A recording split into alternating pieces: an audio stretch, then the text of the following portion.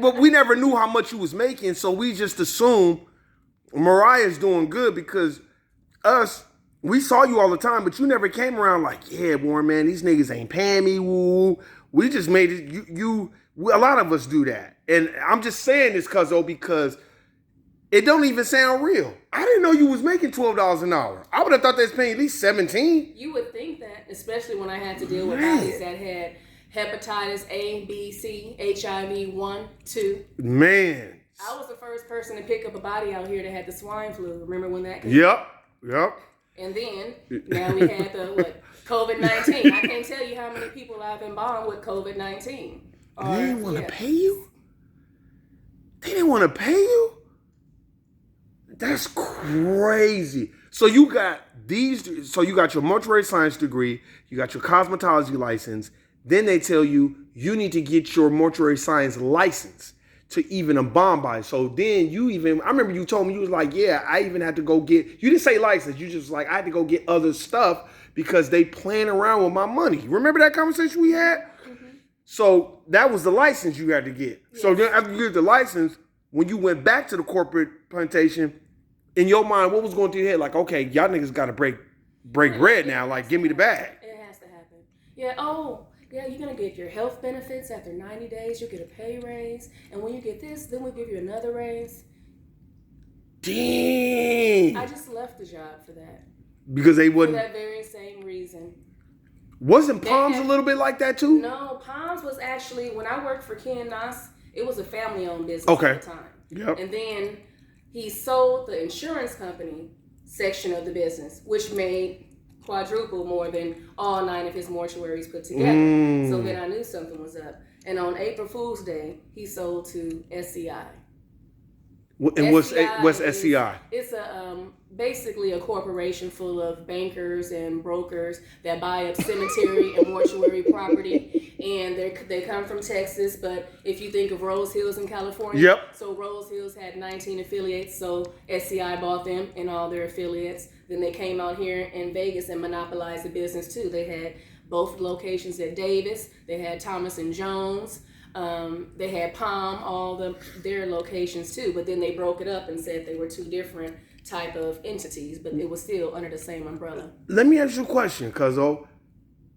Why didn't they start telling y'all, like, hey man, this is getting ready to be more of a conglomerate, so people could get prepared? Because when people buy stuff, they start dissolving departments, letting people go. They didn't have the decency to tell y'all? And you was their main embalmer, if I'm correct. I'm one of them. They had a lot because they were 24 hours. And there they do all the work at one location, which is downtown by the Indian Paiute Smoke Shop. Yep. And then you send the bodies out to the different locations. Down the street from where my mama used to live. Exactly. Oh, man, I miss your mom.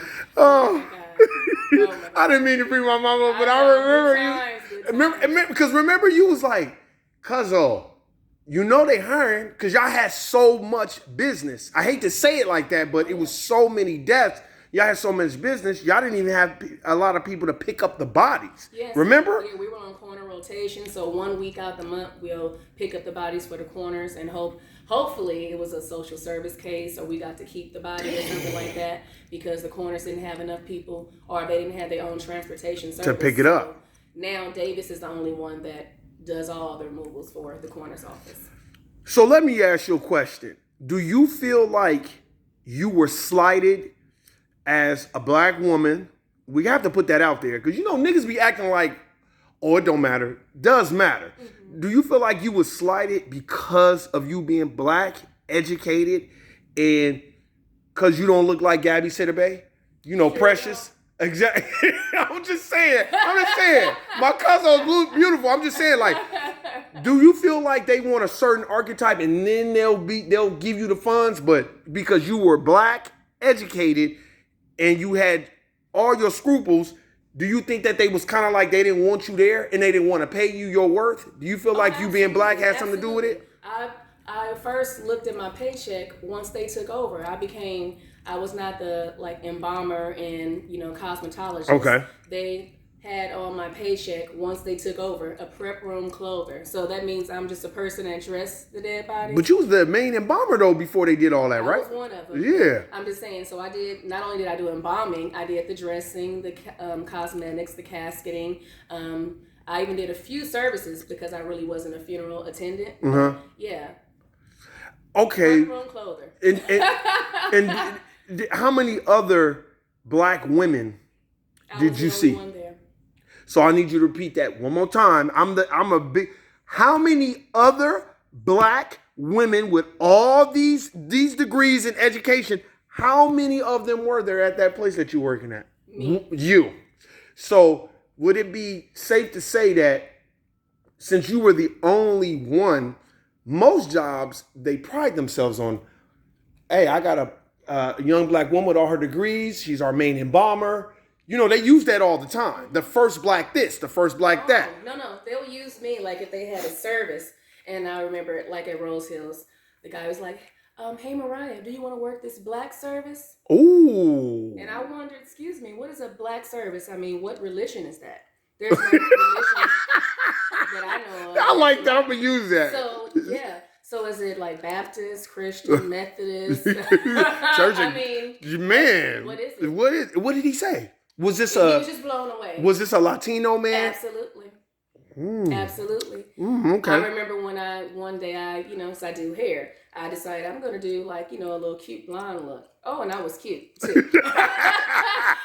Yes, I got pulled into the office because my hair was not a natural color, but they didn't say a thing to the Spanish girls or the white girls that had different hair color because I know that her natural hair color couldn't have been blonde. Okay. So would you say that you being black, a woman, educated, and confident, do you think that was a problem? Absolutely.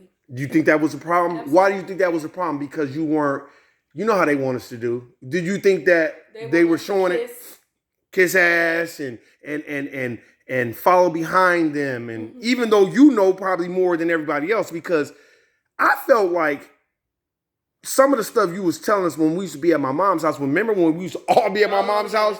And it's hard to have those conversations around my mom because she gonna be like, "Fuck them motherfuckers." Me and your mom had the same birthday. Yeah, so you already know how my mom was. She was very much, well, where they at?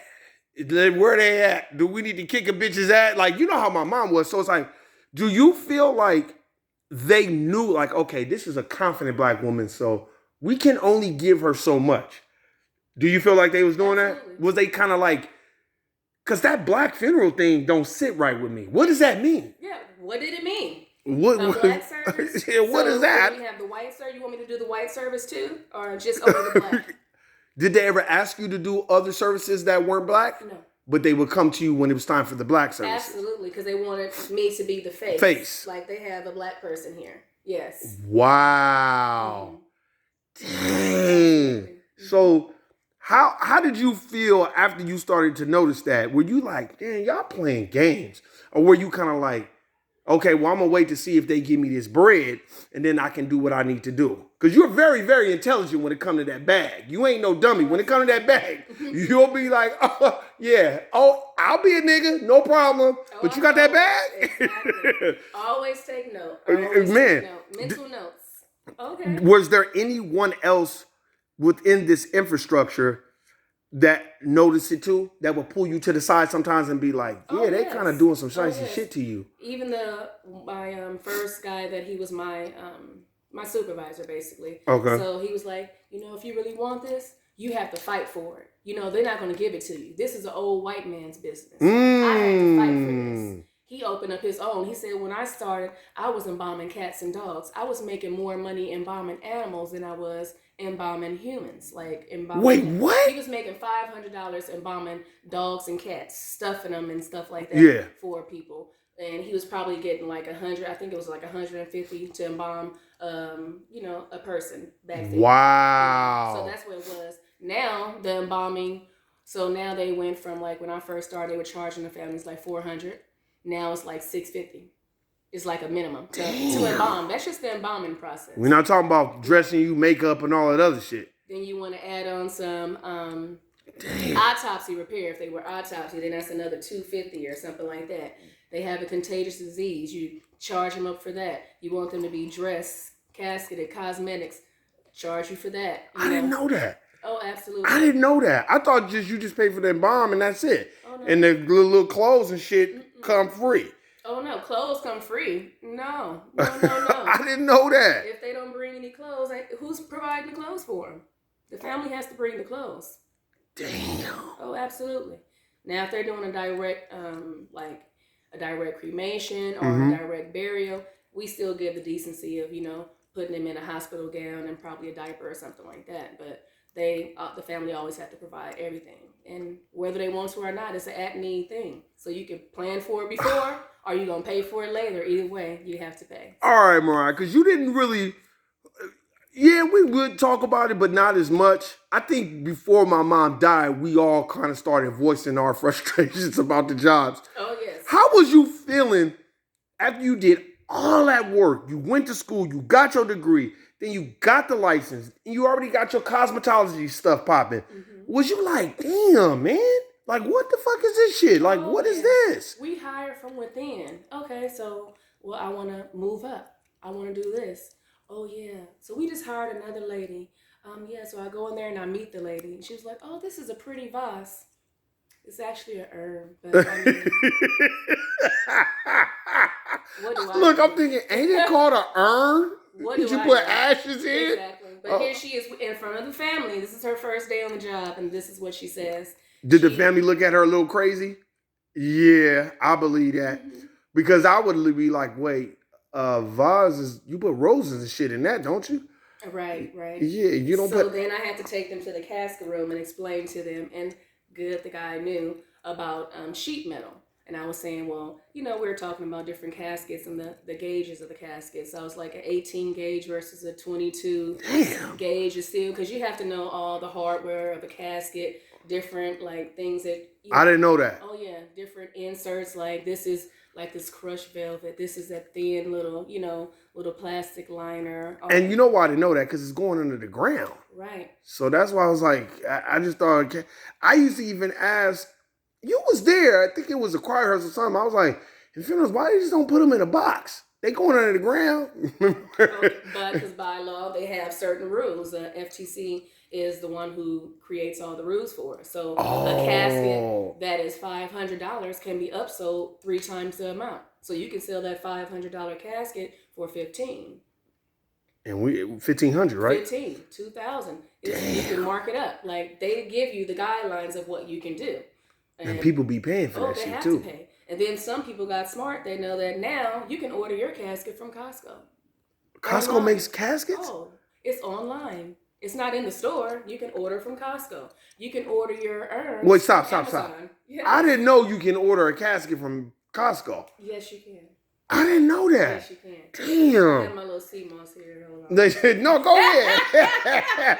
Yeah, y'all, and look, if a nigga wants to see moss, I take cash out. I prefer cash, though. Please give me the cash if you have it. But if not, I'll take cash out. But anyway, Mariah, when this shit was all going on, were you thinking, were you at a point in your mind where you like, well, did I just do all this shit for nothing? Absolutely. Because damn, y'all fight me. I remember when you were working at Palms, because you was asking me, you was like, hey, nigga, they hiring if you need a job. I'm like, damn, I already work 8 to 5 or whatever. And then I remember you was like, man, you came to my mom's house, you brung Ty, my little cousin, over, and it was all of us in there. I think Tasha's there too. And I think you was like, I'm about to shake these motherfuckers, man. They playing games with the money, all that stuff. Yeah. And I was like, damn. Because you go to school for all. So you went to school for all that, did everything by the book, that the guidelines that they gave us, you did everything. And I would have thought that they would have been parading you around because you was like the only black woman embalming bodies at Palms then. If I'm not mistaken, this is about 15, 16 years ago, right? The only one. The only one. Exactly. Normally, they parade us around in front of other white people like, hey, this is our black. They didn't even do that. That's crazy. Was you thinking like, Okay, these some racist motherfuckers. Oh, I knew what time it was. Did you feel like, were there times where you felt that they were intimidated by you?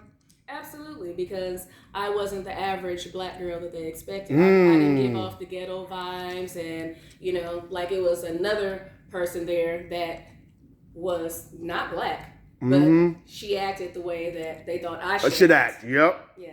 They were like, Mariah, would you like some fried chicken, watermelon, like the purple drink? I said, no, I drink Pepsi. Like, man, I don't drink that. Yeah. I don't drink that. I don't. No, and I do not. Wow. I do not like watermelon. So try it. Yeah. They will like do that. Right? They will. Yeah. Yes. And see, they don't know. A watermelon, the reason why black folk, the Moors, us black people, was eating watermelon because it was high on alkalinity. Absolutely. Years. I'm talking about, when the Pilgrims first came to this country, we was already eating that stuff because we knew it was high in all the nutrients that we needed, but it became a stereotype. And you're right. And there'll be that. Did you get passive aggressive racism too? Absolutely. Did you see what happened with, damn, what was going on when you was working at Palms? Oh, what do you think about New Orleans?